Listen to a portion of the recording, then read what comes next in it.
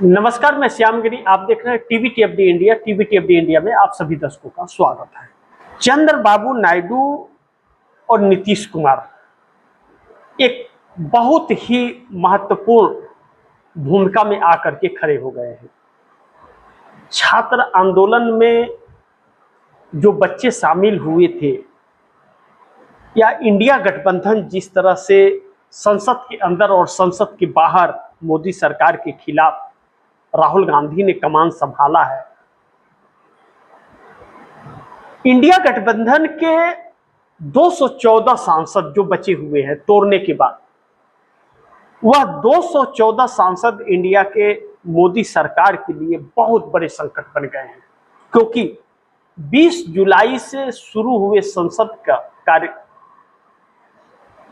5 अगस्त तक चल नहीं पाया और फिर स्थगित हो गया। यानी कि एक दिन भी कार्रवाई नहीं चली और बिना चर्चा के बिल पास। 3 मिनट भी नहीं लगता है, 2 मिनट भी नहीं लगता है, बिल पास हो जाता है।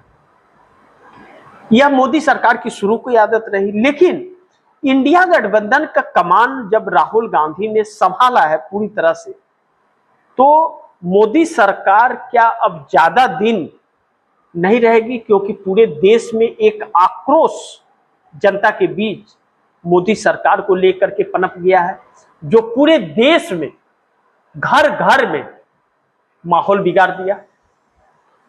अब मोदी शाह जैसे लगता है सरकार में और पार्टी में दोनों में अकेले पड़ गए हैं और इनका यह अकेलापन इनके लिए बहुत भारी पड़ रहा है।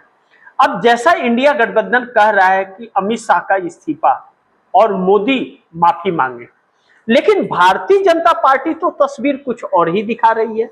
भारतीय जनता पार्टी तस्वीर दिखा रही है कि मोदी बॉस है। 30 सेकेंड का वीडियो वायरल करती है भाजपा का आरटी से और भाजपा के आधिकारिक हैंडल से, और मोदी को बॉस बताया जा रहा है। और मोदी किसी से मिलेंगे नहीं, मोदी किसी कुछ बोलेंगे नहीं, मोदी को जो मर्जी करेगा करेंगे। बच्चों पर एफआईआर करेंगे, उनको गालियां देंगे, दिलवाएंगे, प्रताड़ित करेंगे। तो राहुल गांधी ने प्रेस कॉन्फ्रेंस करके कुछ बच्चों को इकट्ठा करके मीडिया के सामने प्रस्तुत करके दिखाया कि कैसे इनको प्रताड़ित इस देश की सरकार कर रही है और अपने आप को साफ सुथरा बनाए। सरकार को जिस तरह से बैकफुट पर ला दिया है राहुल गांधी ने, वाकई राहुल गांधी बहुत बड़े संकट मोदी के लिए बन गए। लेकिन इंडिया गठबंधन के घटक दल कहां हैं? संसद के अंदर और संसद परिसर में तो दिख रहे हैं और मोदी सरकार के खिलाफ नारेबाजी भी कर रहे हैं, आवाज बुलंद भी कर रहे हैं, लेकिन सड़क पर कहां हैं? राहुल गांधी अकेले क्यों? फर्क यही होता है नेता में।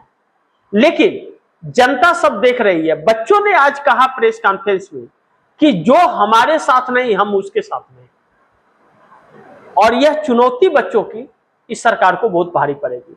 दूसरी तरफ छात्रों ने आंदोलन का ऐलान अब कर दिया कि 20 जुलाई से भी बड़ा, कई गुना बड़ा आंदोलन शुरुआत करते हैं। झारखंड के अंदर ऑलरेडी छात्र आंदोलन चल रहा है, भूख हड़ताल चल रही है, सरकार की नींद उड़ी हुई है। राजस्थान के अंदर लाखों की संख्या में छात्र जब सड़क पर उतरते हैं तो भारतीय जनता पार्टी सरकार की नींव हिल जाती है।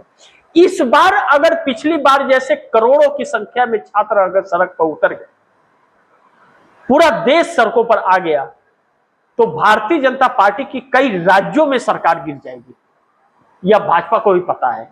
यह वजह है कि भाजपा के अंदर एक बहुत बड़ा बगावत जन्म ले रहा है, लेकिन साथ ही साथ एनडीए गठबंधन के अंदर भी अब जिस तरह से राहुल गांधी ने कमान संभाल करके आक्रामकता दिखाई है और जिस तरह से कांग्रेस लगातार सड़कों पर, सदन के अंदर, सदन के परिसर पर और प्रेस कॉन्फ्रेंस के जरिए बार बार सरकार को चुनौती दे रही है, यह सरकार चेहरा दिखाने लायक नहीं बच रही है।